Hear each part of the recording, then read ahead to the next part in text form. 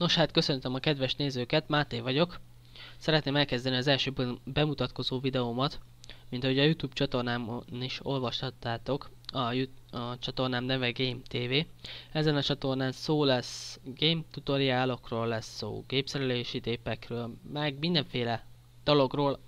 Természetesen ti is küldhettek ötleteket az alábbi e-mail címre, az meg hozzá gametv98@gmail.com. A blog is, blognak a címe is ott van fönt a YouTube csatornán, elérhetitek. A gépemet megtalálhatjátok ott fönt képekben. A gépemről csak annyit, hogy van benne egy dual-core-os AMD Athlon X2-es 270-es processzor, 3,6 GHz forog magonként, van benne 4 GB 1600 MHz-es RAM.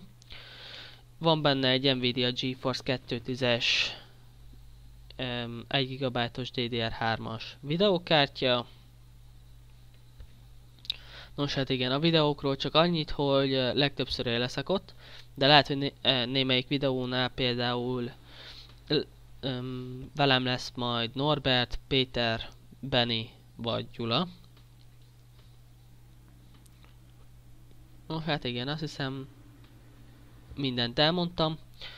A videókhoz még annyit szeretnék fűzni, hogy az anyag már dolgozás alatt van, már készülnek az első videók. A blogomon még megtekinthetitek, hogy melyik játékokkal szeretnék majd foglalkozni. Igen, hát akkor azt hiszem minden fontosat elmondtam. Köszönöm szépen a figyelmeteket. Sziasztok!